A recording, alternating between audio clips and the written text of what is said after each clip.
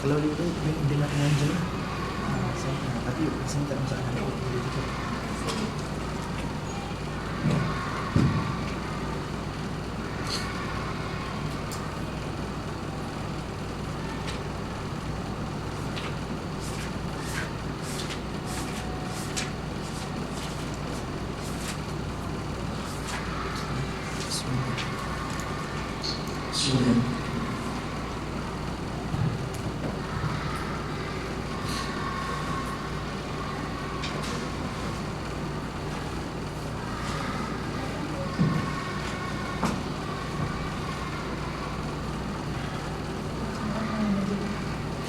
Okey. Baik.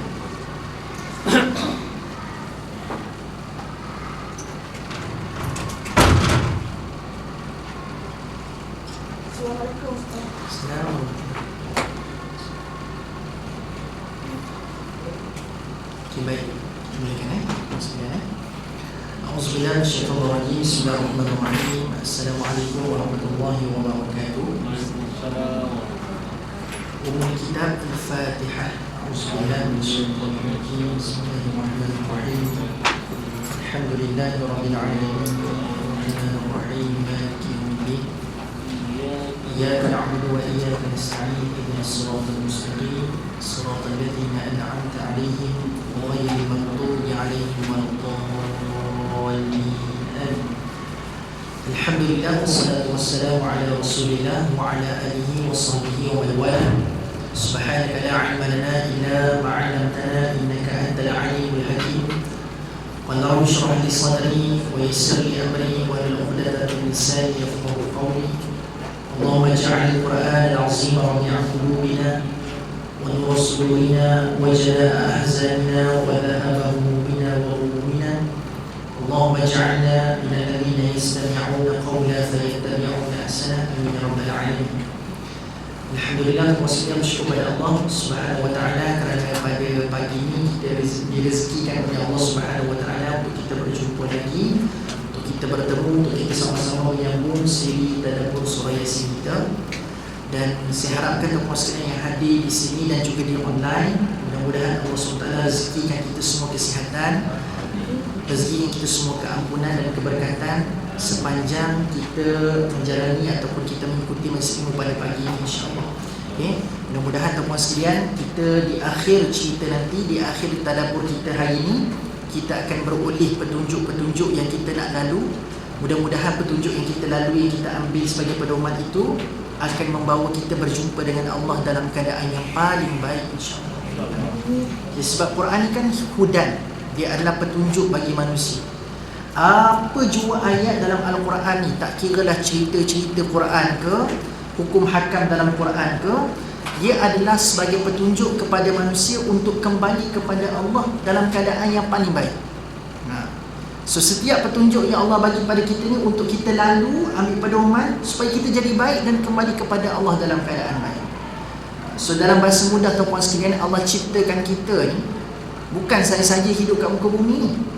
Plus Allah bagi Quran untuk kita jadikan sebagai pedoman supaya kita lalu hidup kat muka bumi ni dengan cara yang Allah nak kita hidup, bukan dengan cara kita nak kita hidup macam mana. Dan sebab ada orang hidup kat muka bumi ni, dia nak hidup dengan cara dia nak hidup. Dia tak nak hidup dengan cara yang Allah nak dia hidup. So bila ada Quran, manual tu Allah nak suruh kita hidup dengan cara yang Allah nak kita hidup. Boleh faham kan? Okay, mudah-mudahan tuan-tuan sekalian hari ini kita dapat petunjuk itu, insya-Allah. Okay, baik tuan-tuan sekalian, seingat saya tak ada macam untuk saya tengok interaksi di chat Zoom. Buat nanti pengajar boleh bagi, insya-Allah. Okey, baik tuan-tuan sekalian, kita berhenti pada ayat yang ke-37 hari tu. Betul? So hari ni ayat 37 ke ataupun ayat 38? Hari ni ayat 38. Okey. Hari ni ayat 37. Okey. Jadi tuan-tuan sekalian, hari ini kita akan sambung pada ayat yang ke-37. Sebab saya rasa saya confuse bila letak bookmark dekat ayat tu, sama ada ayat tu last ke ataupun ayat tu permulaan hari ni. Jadi rasanya hari ni ayat permulaan kot. Okay, jadi ayat ke-37 tuan-tuan sekalian pada hari ni. Okey, dia dah buka surah Yasin dah tuan-tuan sekalian. Hari ni kita nak bincang surah Yasin ayat yang ke-37. Okay, izinkan saya buat sedikit recap pada apa yang kita dah bincang pada sesi lepas, iaitu tuan-tuan sekalian, pada ayat-ayat sebelum ni Allah Subhanahu Wa Taala menunjukkan ciptaan-ciptaan Allah yang sangat luar biasa.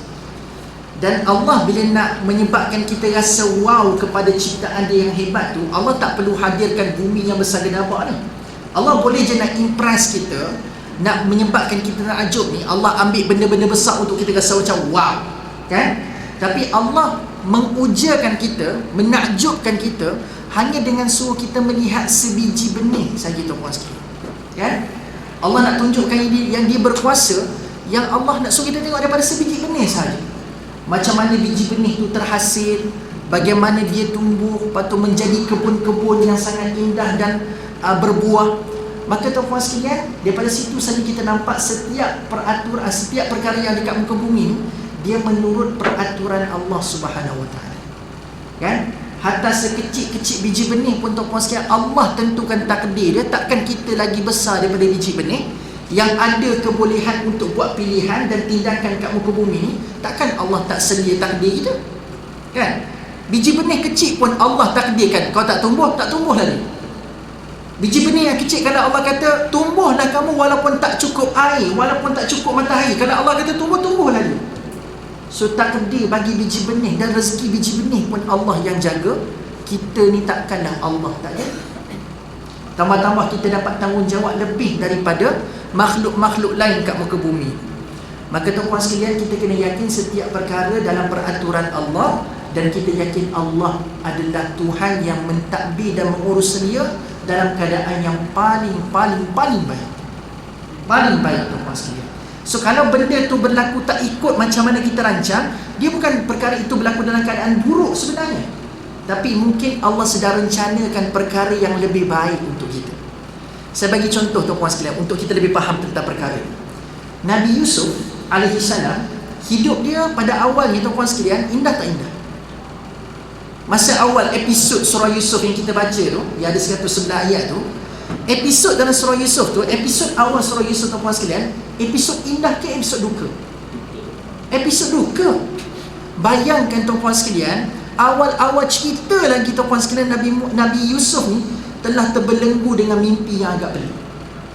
Episod pertama kat situ. Tak cukup dengan tu tuan-tuan sekalian, abang-abang dia rencanakan untuk melemparkan dia ke dalam telaga. Kita boleh dengar cerita pasal adik Rayyan tu kan, sangat menyayat hati kan tuan-tuan sekalian. Tapi itulah tuan-tuan sekalian, ini adalah peringatan untuk kita semua. Dan sebenarnya Allah hantar kanak-kanak budak 5 tahun ni untuk menyedarkan satu dunia yang sebenarnya kita boleh bersatu. Perasan? Di saat kita berpecah belah dengan fahaman politik, dengan fahaman agama, dengan pelbagai benda kat muka bumi ni, tapi siapa sangka dengan budak kecil 5 tahun Allah hantar, dia sedarkan kita sebenarnya umat Islam dunia boleh bersatu. Boleh bersatu. Boleh ketepikan kefahaman agama, boleh ketepikan kefahaman politik, boleh bersatu rupa-rupanya atas nilai kemanusiaan. Rupa-rupanya, kan? Tapi selama ni kita suka duk fokus kepada perbalahan, perbezaan. Tapi sekarang ni Allah hantar budak 5 tahun ajarkan kita fokus kepada persamaan.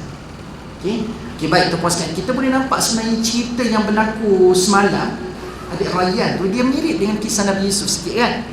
Iaitu Nabi Yusuf dilemparkan abang-abangnya ke dalam telaga, tapi dibawa angkat akhirnya sampai ke Mesir.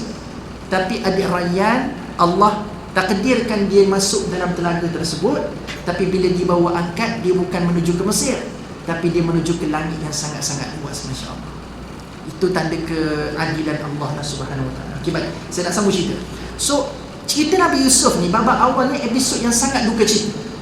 Ujian, kena goda dengan Imratul Aziz, kena masuk dalam penjara, tak berhenti ujian kepada Nabi Yusuf alaihissalam, kan? Tetapi tuan-tuan sekalian, selepas siri tersebut, setelah siri-siri ujian tersebut, Allah bagi tak nikmat pada Nabi Yusuf lepas tu kan. So maksudnya tuan-tuan sekalian, bila saya nak tanyalah, kalau tuan-tuan sekalian kat tempat Nabi Yusuf, tuan-puan sekalian nak tak episod ujian yang dialami oleh Nabi Yusuf? Kalau kita lalu episod ujian tersebut, kita pun akan mengeluh panjang, tuan-puan sekalian, betul tak tuan? Allah, abang-abang aku ni nampak, kita akan merungut, kita akan mengomen tu akan mengomen kan, merungut dan macam-macam benda kita akan keluarkan dekat mulut. Tapi untuk makluman tuan-puan sekalian, kalau tuan-puan sekalian baca daripada awal surah Yusuf, kita akan kenal satu perwatakan Nabi Yusuf ataupun akhlak Nabi Yusuf. Dia adalah seseorang yang sangat-sangat kurang bercakap. Cuba tuan-puan sekalian tengok dalam surah Yusuf, berapa banyak kali saja dialog Nabi Yusuf muncul dalam surah Yusuf. Kali pertama waktu dia bercakap dengan ayahanda Nabi Yaqub tentang mimpi. Yang kedua, tuan-puan sekalian akan jumpa dia bercakap dengan Imra'atul Aziz waktu kena goda tu. Maksudnya waktu Nabi Yusuf kat dalam telaga, dia langsung tak berdialog. Maksudnya Nabi Yusuf mengamalkan betul-betul lah bercakap bila perlu. Kan? Bercakap bila perlu. Jadi nak katakan tuan-puan sekalian, hari ni kalau kita nak lalu ujian seperti Nabi Yusuf, semua orang tak nak ujian seperti mana Nabi Yusuf. Sebab kita rasakan macam itu adalah episod tak indah dalam kehidupan. Tapi tuan-puan sekalian, it's the matter of how we see something. Macam mana kita lihat sesuatu. Kalau kita nampak benda yang buruk berlaku itu adalah episod yang tak baik pada kita, maka itulah kita akan dapat. Tapi Yusuf beranggapan setiap episod yang tak baik ini bukan tak baik sebenarnya, tapi itu adalah rencana Allah untuk Allah bagi lebih baik. Boleh faham tak macam mana cara melihat itu? Jangan dapat benda bila tak berlaku ikut kehendak kita tu, dah tak baik dah apa yang berlaku sekarang. Belum lagi. Barangkali tuan-puan sekalian kena tambah sedikit kesabaran untuk mendapat nikmat yang lagi baik daripada apa yang kita harapkan. Boleh faham kan? So itulah tanda tuan-puan sekalian, setiap perkara itu bila tak berlaku bukan hukuman, bukan tak baik, tapi Allah sedang set up benda yang lebih baik, insya-Allah. Okay, baik, jom kita sambung ayat 37. Itu adalah sedikit recap lah apa yang kita bincang pada sesi yang lepas. Maka ayat 37 tuan-puan sekalian, kita mulakan dengan isti'adzah. Mudah-mudahan Allah menjauhkan kita semua daripada syaitan dan iblis, insya-Allah. A'udzu billahi minasyaitonir rajim. Wa ayatul lahumul lailu naslahu minhu an-nahara fa idahum muslimun. Dan lagi dalil yang terang untuk mereka berfikir ialah malam kami hilangkan siang daripadanya, maka dengan serta-merta mereka berada dalam keadaan gelap gelita. Maka dalam ayat 37 ni Allah bangkitkan tentang sistem kejadian malam yang asalnya daripada siang itu. Okay? So dalam ayat ini Allah kata, antara tanda kebesaran Allah, cuba kamu tengok malam tu macam mana dia boleh mendatangkan kegelapan kepada manusia. Sedangkan pada waktu siang dia terang benderang, tuan-puan sekalian, memberikan cahaya kepada manusia. Manusia boleh lihat dengan mudah pada waktu siang. Tapi bila malam terus jadi gelap gelita. Saya nak tanya tuan-puan sekalian, adakah malam pada hari ini dia berlaku secara tiba-tiba? Cuba tuan-puan sekalian perhatikan sistem kejadian siang dan malam. Daripada siang nak pergi malam, adakah Allah jadikan dalam bentuk yang tiba-tiba? Tak. Tapi saya nak tanya, Allah berkuasa tak untuk menukar siang yang terang tiba-tiba jadi malam? Dia macam kita on switch lampu, gelap gelita, tekan satu switch. Kalau pakai LED sekarang ni, dia tak ada dah macam kelip-kelip macam zaman dulu, Pendaflow. Dia macam Pendaflow ni kan, dia macam awal tu kan dia akan ada sparkling tu kan, dia macam berkelip-kelip dulu. Tapi LED sekarang tekan terus bernyala kan, terus sekalian kan. Dia bukan macam dia istilahnya macam lampu. Tengah gelap, buka pom terus terang, terus terang. Bila time terang, tutup lampu terus malam, terus gelap.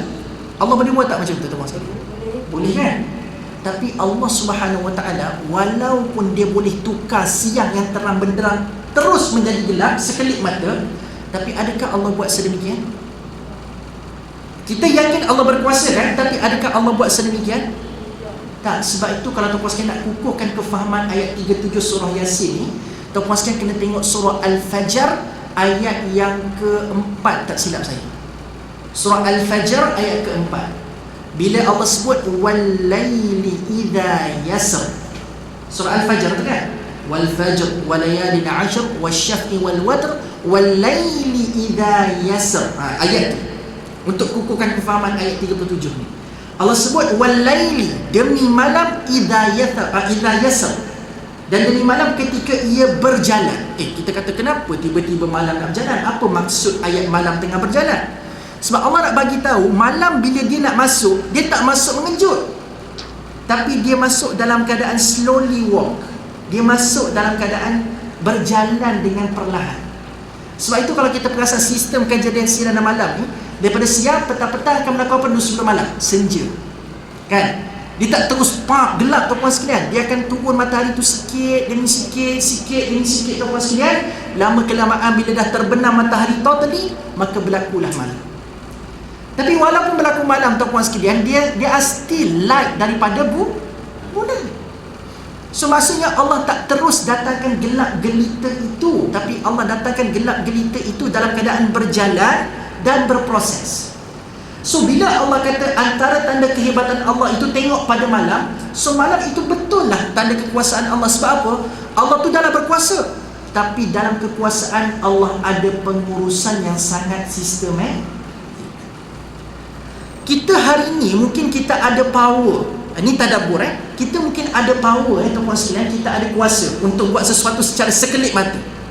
Tapi Allah Subhanahu Wa Taala yang lagi berkuasa daripada manusia yang berkuasa kat muka bumi pun tahu bila nak deploy kekuasaan tu, bila nak gunakan kuasa tu, jangan sembrono dan jangan tergopoh gapah dalam menggunakan kuasa.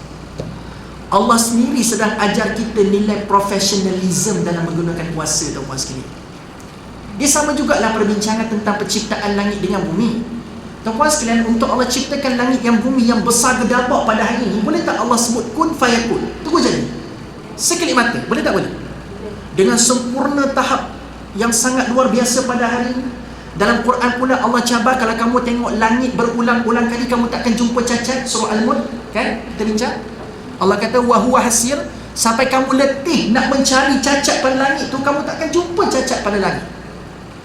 So untuk sempurna itu langit tuan-tuan sekalian, boleh tak Allah cipta sekelip mata? Boleh. Boleh Allah cipta benda tu sekelip mata. Tapi Allah sebut dalam surah As-Sajdah, Allah ambil berapa masa untuk cipta langit dan bumi? 6 masa, kan? Fi sittati ayyam. Maksudnya apa? Walaupun Allah berkuasa sekelip mata cipta benda tu, tapi kenapa Allah ambil 6 masa? Sebab Allah ajar kita profesional. Allah ajar kita sistematik. Kalau kita ada something yang besar yang kita plan, yang kita nak buat tuan-tuan sekalian, dengan kita ada kekuasaan tersebut, keupayaan tersebut, jangan lupa. Jangan lupa. Buat dalam keadaan tersusun. So kalau kita benar-benar hamba Allah Subhanahu Wa Taala, hamba Allah sentiasa buat sesuatu benda dalam keadaan tersusun. Ini tadabbur kita pada hari ini. Walaupun kita belajar daripada malam siang, tapi kita belajar tentang pengurusan sebenarnya. Okay, kita belajar tentang pengurusan. Itu tadabburnya. Okay? Sebab itulah ada satu pepatah tuan-tuan sekalian, yang ni kita boleh ambil side tentang kebenaran dan kebatilan lah. Okay? Ada satu pepatah, saya tak ingat Sayyidina Ali ke ataupun siapa yang sebut tentang pepatah ini. Dia kata, al-haqqu bila nizam sayughlibul batilu bin nizam. Apa maksud dia? Al-haqqu bila nizam, kebenaran tanpa perancangan dan pengurusan, sayughlibu, akan mudah dikalahkan bil batilu bin nizam, dengan kebatilan yang ada pengurusan dan perancangan. So kita dok kata Islam pasti menang, kebenaran pasti menang tuan-tuan sekalian, tetapi pepatah tersebut menyatakan kalau kebenaran tidak ada perancangan, maka akan mudah dikalahkan oleh kebatilan yang ada perancangan. So it's all about professionalism dan macam mana kita nak urus sesuatu perkara dengan sistematik. Allah yang berkuasa pun sistematik, takkan kita yang lemah, takkan tak ada perancangan nak buat sesuatu. So begitu tuan-tuan sekalian. Ya. Tadi Ustaz cakap Surah Al-Fajr. Al-Fajr ayat yang keempat. Wal-laili idza yasartu Al-Fajr. Surah Al-Fajr, waktu fajar, dalam juzuk yang ke-30 tuan-tuan sekalian. Okey, baik. Sambung, boleh sambung So dalam ayat 37 ni juga Allah bagi tahu tuan-tuan sekalian, perkataan gelap disebut dalam sebutan ataupun az-zulmun. Kan? Fa idahum muslimun. Ketika mereka berada dalam keadaan gelap gelita, kan? So gelap itu disebut dalam perkataan muslimun, zulmun. Dan tuan-tuan sekalian, hari ni bila kita dengar perkataan zalim kan? So rupanya dia ada kaitan dengan perkataan gelap gelita. So gelap dengan zalim ada kaitan tak kaitan tuan-tuan sekalian? Ada. So zalim ni maksudnya apa tuan-tuan sekalian? Dia tak meletakkan sesuatu pada tempatnya. Sebab lawan bagi zalim adalah adil. Adil adalah meletakkan sesuatu pada tempatnya. So agak-agak kenapa orang-orang zalim ni tak mampu nak letakkan sesuatu pada tempatnya? Sebab dia tak nampak. Kenapa tak nampak? Gelap. Dah nampak apa kaitan dia sekarang? Sebab dia dalam keadaan gelap gelita, tak nampak. Jadi sebab itulah tuan-tuan sekalian, mereka ni selalu zalim. Sebab tu kita kadang terfikir, garu kepala kan, kenapa orang boleh buat khianat, buat zalim ke orang lain? Sebab dia tak nampak apa yang dia buat itu adalah perkara yang salah. Sebab dia berada dalam gelap tu. Kan? Dia berada dalam gelap tu, dia tak nampak. Sebab tu dia buat khianat ke orang, dia zalim orang lain, dia buat kezaliman terhadap agama dia sendiri. Dia tak nampak apa yang dia buat tu salah. Dan macam mana biasanya keadaan gelap gelita yang boleh berlaku dalam diri manusia ni? Berpunca daripada mana? Berpunca daripada dia mengiyakan sedikit demi sedikit belitan iblis kepada diri. Pernah dengar tak istilah talbis iblis? Pernah dengar? Talbis iblis tu maksudnya belitan iblis. Iblis ni, tuan-puan sekalian, sebab saya tak nak cerita pasal ayat ni je. Saya boleh cerita pasal yang mana, tuan-puan sekalian, tapi bila disebut tadabbur, mesti ayat ni ada kaitan dengan diri kita. So macam mana kita reflect? Sebab tu saya bawa cerita pasal zalim dan kegelapan ni. Okey, baik, sambung. Apa maksud talbis iblis tadi? Belitan iblis. Dan antara belitan iblis, tuan-puan sekalian, dia takkan suruh wahai manusia, tinggalkan taat pada Allah, jangan solat. Iblis takkan suruh macam tu. Belitan iblis ni licik, tuan-puan sekalian. So cara macam mana dia nak jauhkan manusia daripada ketaatan? Dia lakukan tazyin. Mendengar tak istilah ni? Tazyin. Istilah ni, tazyin. Gapo dia tazyin ni, tuan-puan sekalian? Tazyin ni bermaksud dia akan memperelokkan pada mata manusia ni benda-benda yang tak baik. Contoh, contoh kalau solat kan, tuan-puan sekalian kan, iblis bila nak buat talbis dia tu, tuan-puan sekalian, dia akan kata jangan solat. Dia akan suruh macam mana, tuan-puan sekalian? Tak apa, dah masuk waktu, kau buat kerja dulu. Lewatkan sikit, tak apa. Kau bukan tak solat, kau solat. Nampak tak? Tazyin, dia memperelokkan benda-benda yang tak baik tu pada mata kita. Licik tak iblis sama sekali? Dia akan kata tak apa, buat kerja dulu. Kejap je. Alah. Ataupun kalau nak buat sesuatu dosa, tuan-puan sekalian, alah sekali je, lepas ni taubatlah. Nampak tak? Dia perelokkan sedikit demi sedikit. So bila manusia sudah terbiasa termakan dengan cara tazyin ni, tuan-puan sekalian, dia perelokkan yang salah, dia perelokkan lagi benda salah, sikit demi sedikit, tuan-puan sekalian, percayalah akan tiba satu masa ketaatan tu akan gugur terus daripada hamba tersebut. Sebab dia sudah berada dalam kegelapan yang nyata pada waktu itu. Asalnya cerah hatinya, tapi sebab dia makan tazyin tu tadi, sikit titik hitam masuk dalam hati. Dia makan tazyin, sikit titik hitam masuk dalam hati. Bila sikit hitam masuk dalam hati, lama-lama gelap hati manusia. Sampai akhirnya, tuan-puan sekalian, mula-mula dia mengiyakan lewat solat tu tak apa. Tapi bila dah makin gelap, dia tak nampak dah. Sampai dia rasa macam tinggal solat pun tak apa kot. See? Licik iblis ni, tuan-puan sekalian. Tapi siapakah golongan yang iblis duk kata dia tak boleh kacau sampai kiamat? Iblis buatlah tazyin ke, buatlah talbis ke, tapi golongan ni kata iblis. Ni iblis punya pengakuan ni. Ni bukan Allah sebut dalam Quran, tetapi dia merupakan pengakuan iblis sendiri. Tuan-puan sekalian tahu tak, dalam Quran Allah rakamkan dialog iblis, yang iblis bagi tahu hak ni, golongan ni aku tak boleh kacau. Aku punya tugas sampai hari kiamat adalah menyesatkan manusia. La'uwiyannahum, aku akan sesatkan dia. La'uzayyinanna lahum, dan aku akan perhiaskan benda-benda tak baik pada mata manusia. Memang itu janji iblis. Tapi ada satu golongan dia tak boleh kacau. Siapa? Ya? Beriman dia kacau, lagi dia kacau. Lagi dia kacau. Ya? Illa ibadikal mukhlasin. Betul. Yang ni kita akan jumpa dalil ni dalam surah Al-Hijr ayat 39 hingga 40. So 39 tu adalah rakaman Allah tentang janji iblis nak sesatkan umat manusia. Ayat 40 tu merupakan siapa yang dia tak boleh nak kacau. Orang-orang yang disebut oleh Allah sebagai mukhlasi, orang-orang yang ikhlas. Okay? So tuan-tuan sekalian, hari ini untuk elakkan zulmun, kegelapan berlaku ke hati kita, lakukanlah setiap ibadah kita ni bulat tekadnya kerana Allah semata-mata. Jangan kita duk selitkan 2-3 benda lah, selit sikit je kerana manusia, sebenarnya kerana Allah.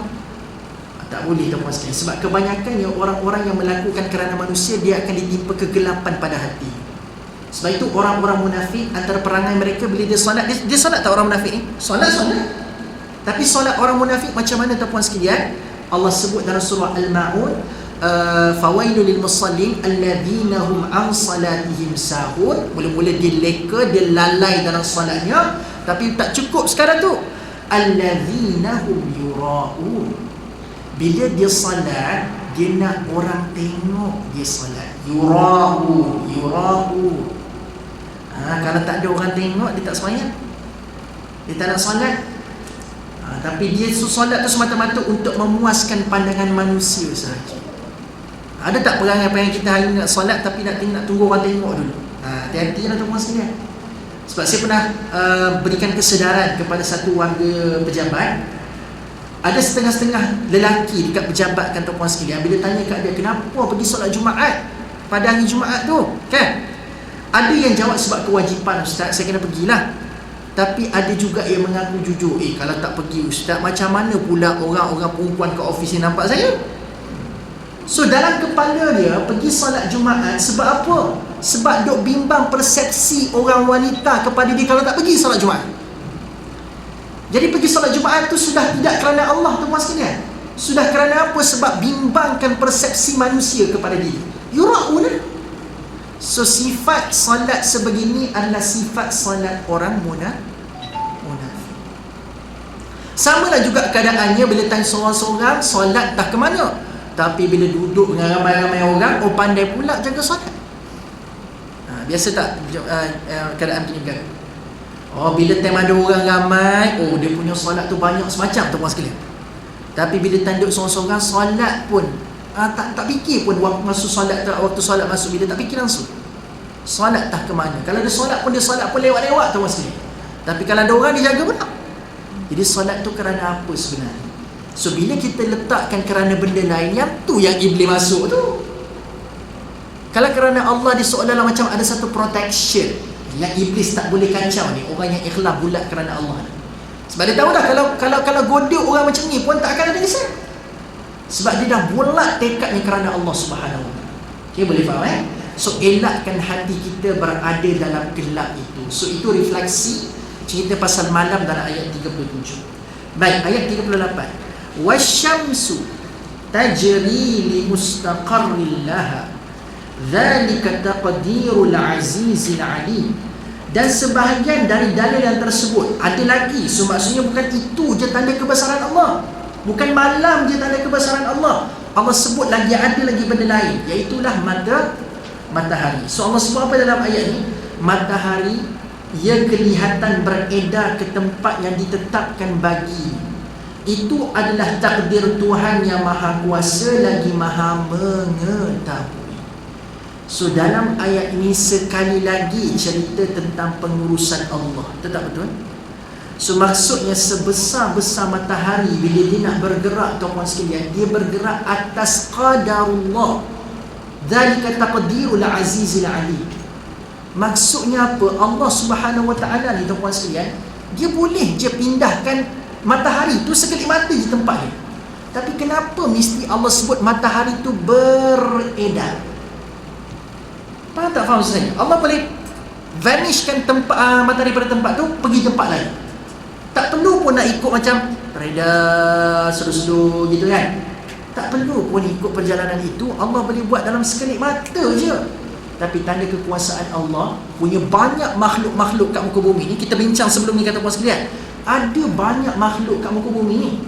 Dan ada makhluk yang kita tahu, dan ada tak makhluk yang hidup sekarang ni tapi kita tak tahu? Ada. Tapi semua makhluk-makhluk itu yang kita tahu dan kita tak tahu tuan-puan sekalian, alimul ghaibi wasyahadah, yang gaib, yang terlihat, semua Allah jaga. Daripada sebesar-besar matahari sampai sekecil-kecil biji binih, kita dah bincang tuan-tuan sekalian, semua dalam kawalan dan takdir Allah Subhanahu Wa Taala. Tapi hari ini yang peliknya manusia tuan-tuan sekalian, dia sangat-sangat suka bergantung kepada makhluk yang lemah, yang tahu terlalu banyak kelemahan yang ada pada makhluk dan manusia tersebut. Betul tak? Sedangkan Allah punya berusaha nak bagi tahu kepada kita manusia. Okey. Punya banyak kali Allah bagi tahu kat kita manusia yang Allah tu terlalu berkuasa dan Allah tersangat-sangat berkuasa. Kita masih lagi depend kepada makhluk yang lemah, yang terlalu banyak kelemahan. Tuan sekalian faham tak poin saya nak sampaikan? Allah sedang bercerita yang Allah ni kawal universe. Tapi manusia yang kita duk kagum hari ni, dia mampu kawal satu daerah, satu negeri, satu negara sahaja. Itu pun akan ada possibility, bukan possibility dah, akan ada kepastian tak semua dia mampu nak handle tuan sekalian. Walaupun satu kampung diamanahkan kepada dia untuk jaga, akan ada possibility tak ada orang kampung yang tak terjaga kebajikan? Ada tak? Ada kemungkinan tu kan? So kampung yang kecil pun akan ada miss out something. Bergerak kepada sebuah daerah, mesti lagi ada miss out something. Bergerak lagi kepada sebuah negeri, lagi-lagilah akan ada miss out something. Ini kan pula kalau sebuah negara yang besar. Tapi yang kita duk kagum, kita duk sanjung pada hari ini, manusia yang ada kuasa pada cakupan yang sangat terbatas. Tapi tiba-tiba Allah sedang bagi tahu yang dia punya kuasa cakupannya besar, meliputi seluruh alam semesta. Langsung kekaguman tu tak muncul pada hati kita, tak rasa bersalah. Faham tak? Manusia yang ada kuasa sikit, kita kata wow, hebat, luar biasa kehebatan kamu. Wow, kita kena sanjung pemimpin ni.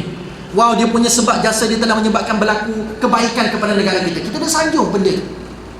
Kan? Kita duk sanjung manusia yang dia ada keupayaan dan kekuasaan yang sangat terbatas. Tapi Allah bagi tahu di kawal universe, sedikit keterujaan pada Allah pun tak ada pada hati kita.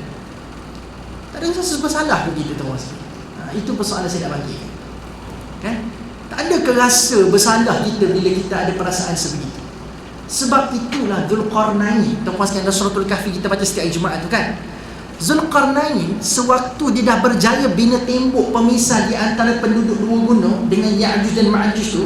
Tak pernah dengar kan cerita ni kan? So Al-Kahfi ni pada bab yang terakhir tu ada cerita Zulkarnain. Zulkarnain tu kan pada checkpoint ketiga, dia singgah 3 checkpoint kan. Tempat terbenam matahari, tempat terbit matahari, dengan tempat di antara dua gunung.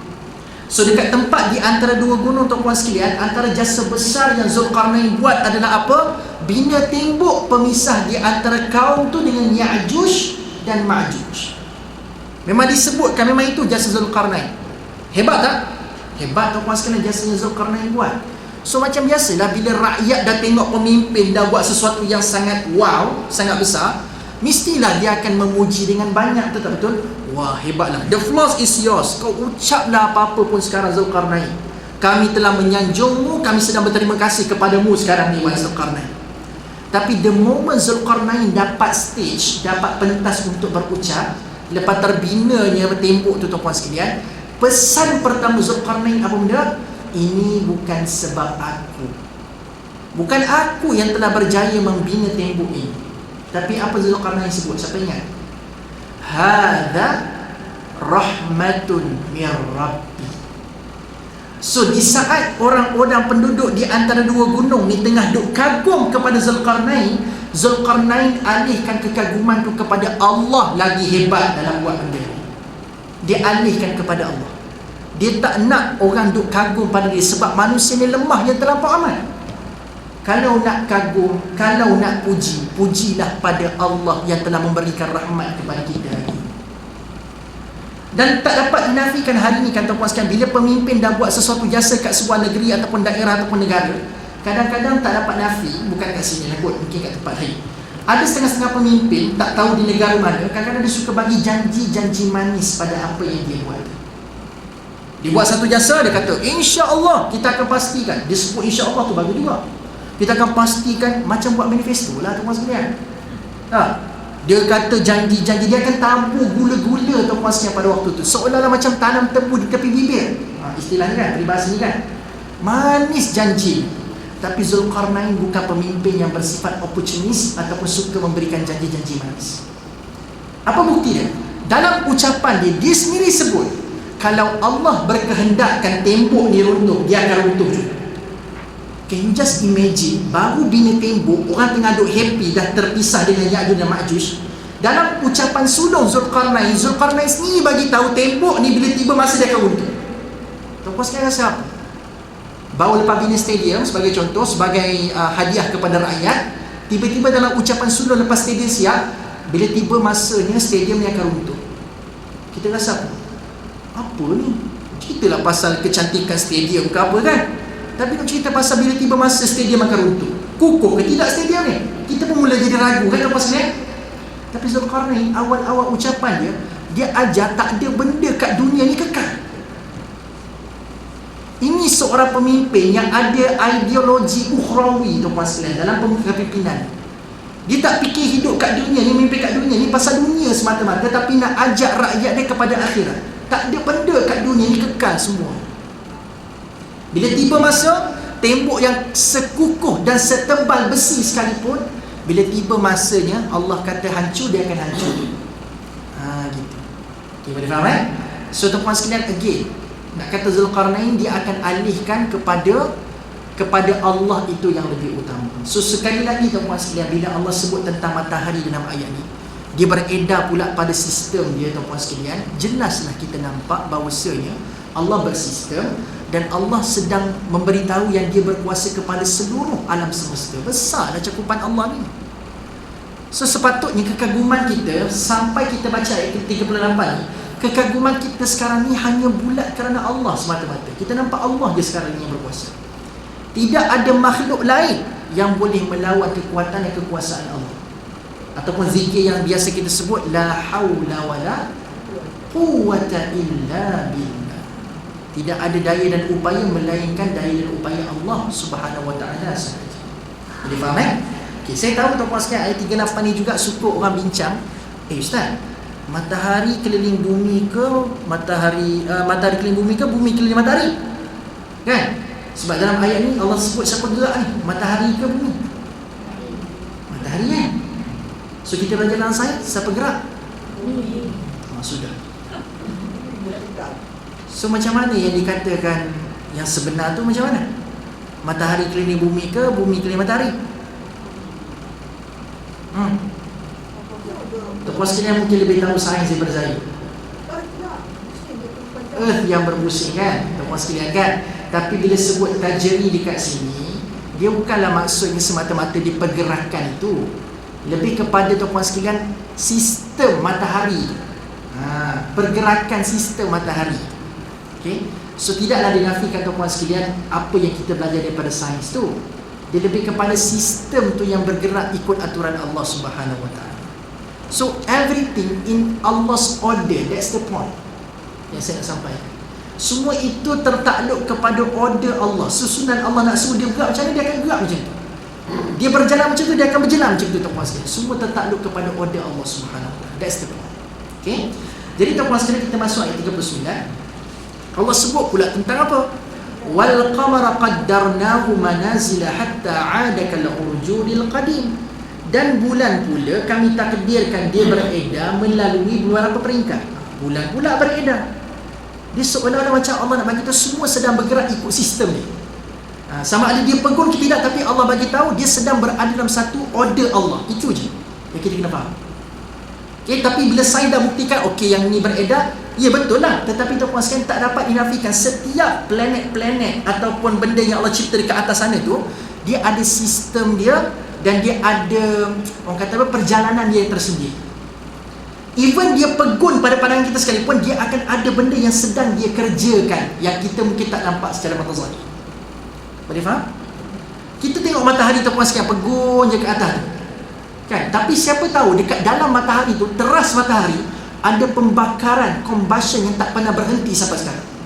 Dibakar lagi, dibakar lagi, dibakar lagi, dibakar lagi. Yang kita nampak matahari naik, turun, terbit, terbenam.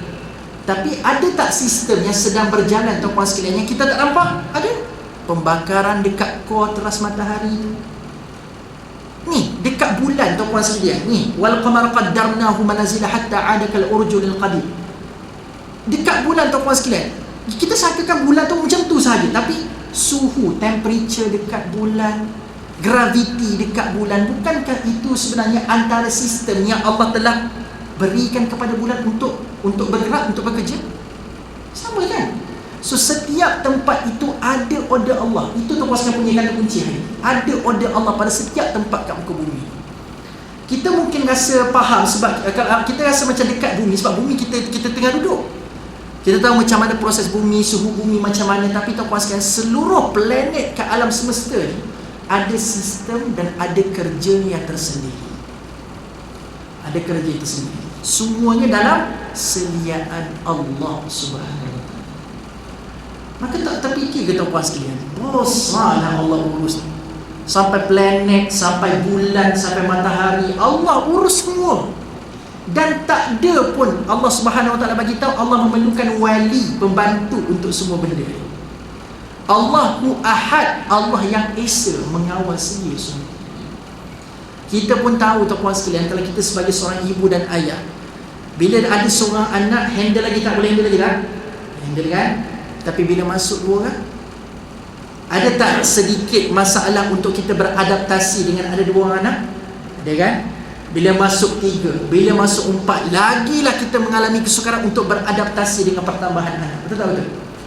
Tapi bayangkan tuan-tuan sekalian, Allah urus ni bukan urus anak. Yang Allah urus ni benda-benda besar belaka. Sistem bulan, sistem matahari, sistem bumi, sekecil-kecil makhluk sampai sebesar-besar makhluk. Allah urus ni.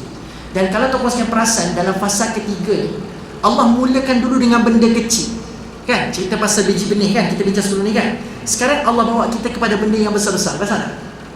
So, Allah nak suruh kita hargai benda yang kecil, dan sekarang Allah nak suruh kita menghargai benda-benda yang besar. Boleh faham tak? Tapi soalan, kenapa Allah start dengan benda kecil dulu? Ustaz, saya minta maaf. Silakan. Saya nak clear sikit lah hari ni ya. Macam Allah yang control the whole system. Ya. Adakah Allah bagi task untuk malaikat-malaikat untuk menguruskan setiap planet, setiap benda tu? Itu saya. So, adakah Allah memerintahkan malaikat untuk nak kawal tu? Okay, baik. Kalau kepercayaan kita sebegitu, seolah-olah kita meyakini yang macam Allah ni betul-betul perlukan pembantu.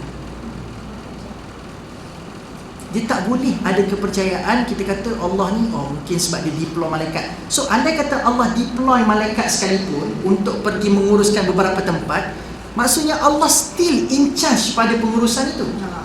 Faham tak? Faham tak?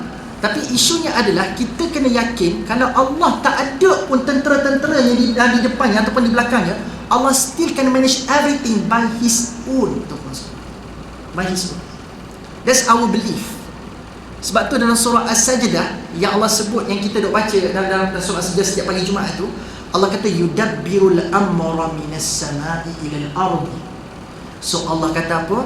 Setiap benda yang berlaku di dekat langit, dekat bumi dan di antara kedua-duanya, yudabbirul amr. Aku yang mentadbirkan semuanya sekali.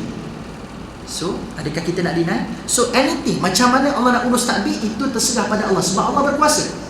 Termasuklah nak memerintahkan apa jua untuk membenarkan apa yang sedang dia plan. Nak perintahkan sesiapa saja, malaikat ke apa ke, itu kuasa Allah. Yang penting semua atas pentadbiran yudabbirul amr, atas pentadbiran Allah Subhanahu Wa Taala yang esa. Surah As-Sajdah. Cerita pasal ayat berapa tak ingat pula, tapi cari keyword ni, yudabbirul amr.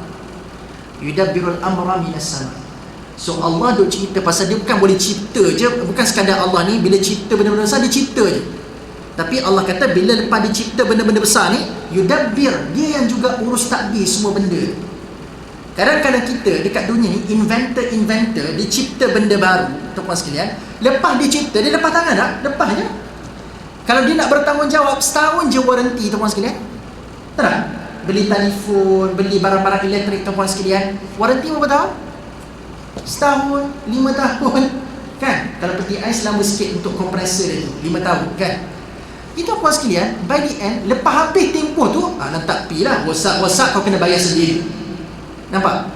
Tapi Allah cipta daripada benda kecil sampai benda besar. Allah kata Allah tak pernah berlepas tangan dalam yudabbir, mentadbir semua benda. Sebab tu the moment kita baca surah Al-Fatihah, Alhamdulillahi Rabbil Alamin, perkataan Rabb tu tuan-tuan sekalian, sekurang-kurangnya ada 4 maksud kata para ulama. Okay, nak cara kita catat. Saya nak ambil point tu je. Tuan-tuan sekalian catat 4 maksud. Macam tak? Okay. Bila sebut Alhamdulillahi Rabbil Alamin, Tuhan sekalian alam, apa maksud Rabb dalam ayat itu? Ada 4 maksud kata para ulama. Pertama, Rabb itu merujuk kepada Tuhan. Allah itu sebagai Tuhan, yang kita semua maklum pada hari. Yang kedua, Rabb itu merujuk kepada Murabbi, yang memantau setiap perkembangan yang diciptakan dekat alam. So Allah itu master, Allah itu Tuhan. So itu poin pertama. Poin kedua, Allah memantau perkembangan. Itu Murabbi. Sebab tu pernah dengar tak istilah Murabbi? Kalau kita ada circle, kita ada Murabbi kan. So Murabbi ni tugasnya apa kan? Untuk nak tengok development orang yang di bawah seliaan dia. So dia akan pantau. So Allah boleh cipta manusia, Allah cipta bulan, Allah cipta bumi, Allah cipta matahari. Bukan Allah cipta, okay bye-bye, kau ikut je perintah. Tak. Allah kata bila Allah cipta semua benda ni, Allah Murabbi, Allah sentiasa memantau perkembangan benda-benda yang dicipta. So saya satu Ustaz, bukan memantau, tetapi penciptaan dia ada expiry kan, ada satu-satu yang meninggal cepat. Yes. Itu kan. Ada yang ada masa-masa tu kan. So dia tidak letakkan warna letakkan manusia, dia letakkan masa time frame. This one only this part. Okay. But Allah letakkan maut.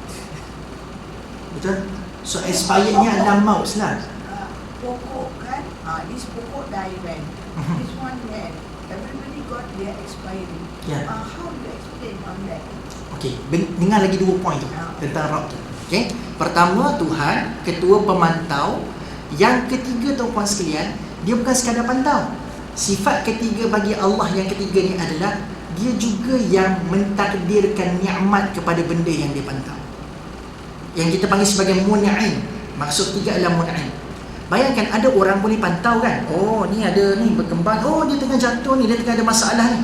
Tapi dia tidak boleh memberi jaminan untuk bagi sesuatu untuk membantu dia. Betul tak? Dia mungkin boleh sense adanya masalah ataupun adanya sesuatu yang berlaku kepada benda yang dicipta. Tapi dia tak boleh nak jamin yang dia boleh selesaikan masalah. Betul tak? Betul? So Allah kata Allah pantau, at the same time every single thing yang berlaku tak baik kepada benda yang dicipta tu, dia juga yang kawal sedia untuk nak kata benda maintenance.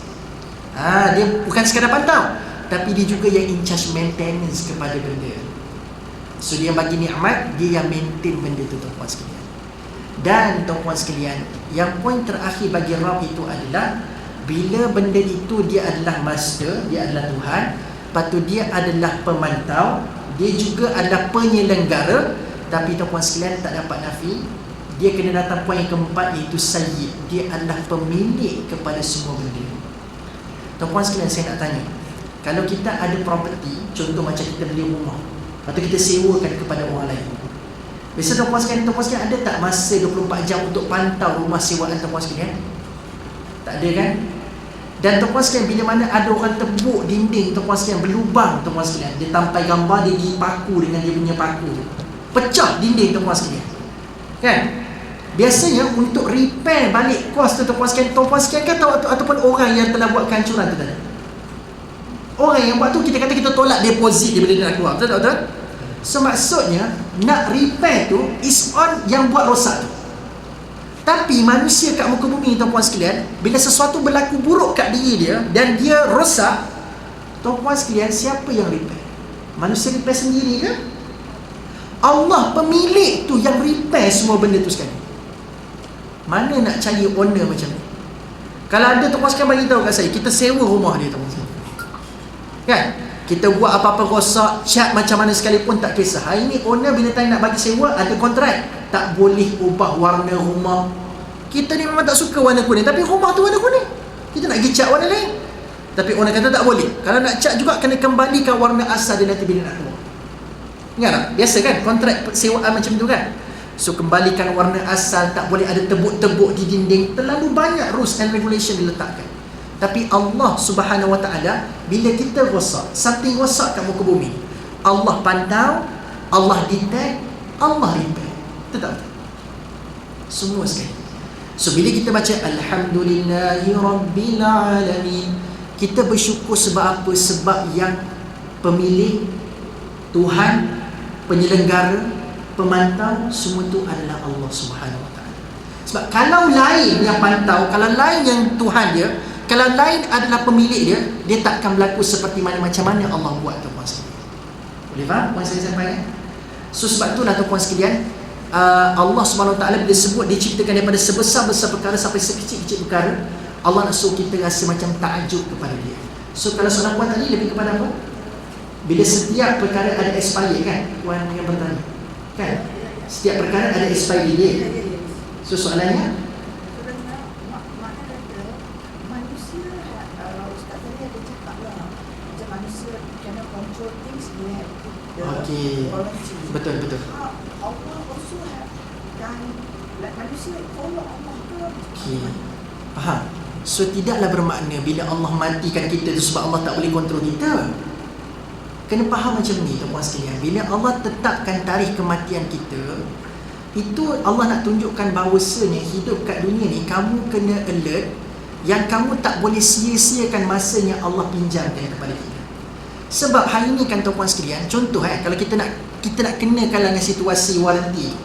Kalau waranti manusia tuan-tuan sekalian, kita masa tahun pertama tu, bila kita kata okey setahun waranti, so kita akan neglectkan, kita akan ambil kesempatan. Okey, kalau tahun pertama ni rosak, maka kita pun kata tak apalah, kita boleh tukar dengan one to one dengan kedai. So kita neglect benda tu. So bila masuk tahun kedua, kita dah mula rasa macam kena jaga baik-baik ni sebab tak ada waranti. Tapi Allah bila tetapkan tarikh kematian kepada kita, dan tarikh kematian tu dirahsiakan ke tidak? Ada tak Allah bagi tahu okey lepas 50 tahun kau mati? Ada tak? Lepas kita lahir mula-mula kita ijab kamu minta puaskan, ada tak bagi tahu lepas 60 tahun kau mati? Tak ada. Kenapa Allah rahsiakan? Sebab Allah nak suruh kita gunakan setiap saat yang Allah bagi ni supaya jangan ambil kesempatan langsung. So people nowadays bila diletakkan tempoh waranti tu, dia akan ambil kesempatan dalam tempoh waranti dalam setahun je. Dia rosakkan, dia tak jaga betul-betul.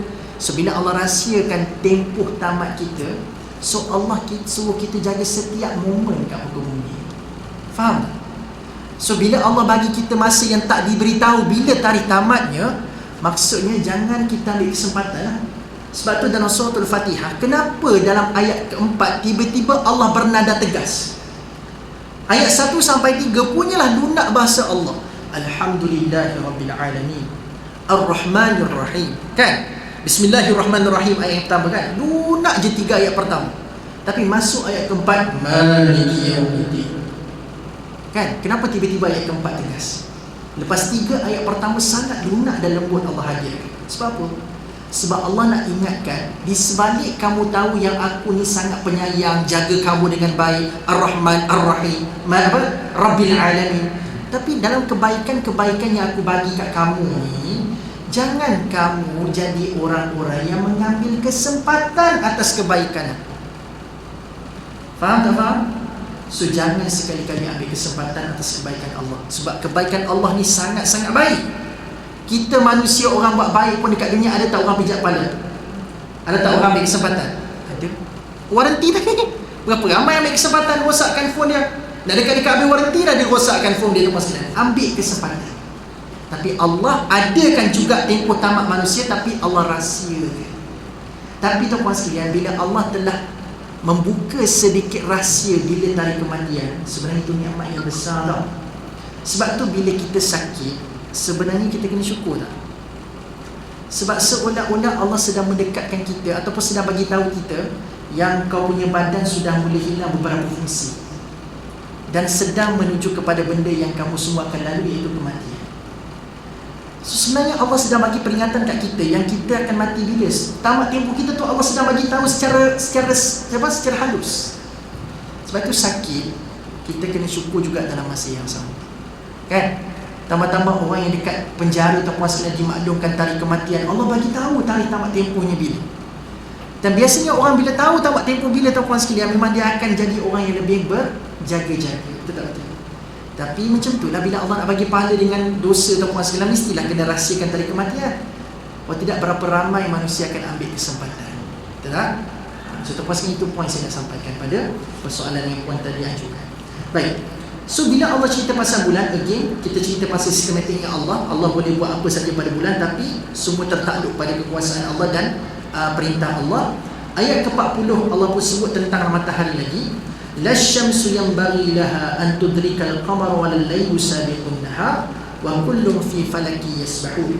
Matahari tidak mudah baginya mengejar bulan, dan malam pula tidak dapat mendahului siang, kerana tiap-tiap satunya beredar terapung-apung di tempat edarnya masing-masing. Itulah konklusi ayat yang kita bincang tadi. Iaitu Allah kata tidak akan ada pula, bila Allah dah tetapkan perjalanan yang sebegitu, tidak akan ada pula yang melebihi, sabiq, mendahului apa yang Allah rencanakan. So kalau Allah rencanakan itulah proses dan perjalanannya, dia tidak akan berlaku makhluk tu akan mendahului benda tu. Tak akan berlaku. So maksudnya kita kena percaya kat muka bumi ni tuan-puan sekalian, every single thing takkan pernah berlaku cepat dan takkan pernah berlaku lambat. Semua itu dalam ketentuan dan timeline yang telah Allah tetapkan kepada manusia. Faham tak faham? Sebab itu, the moment manusia nak bridge, nak skip the process, banyak tak masalah yang akan berlaku. Contoh, saya ambil contoh pada manusia kan. Contoh, manusia kan semua nak kaya, betul tak betul? Bila hidup kat dunia ni semua nak kaya, betul tak betul? So nak kaya ni tuan-puan sekalian boleh, tetapi kita kena ada proses dan usaha untuk menuju kepada kekayaan tu. Tapi kalau jenis manusia yang nak skip the process, usaha tak nak tapi nak kaya cepat tuan-puan sekalian, tu yang join skim cepat kaya. Nampak tak?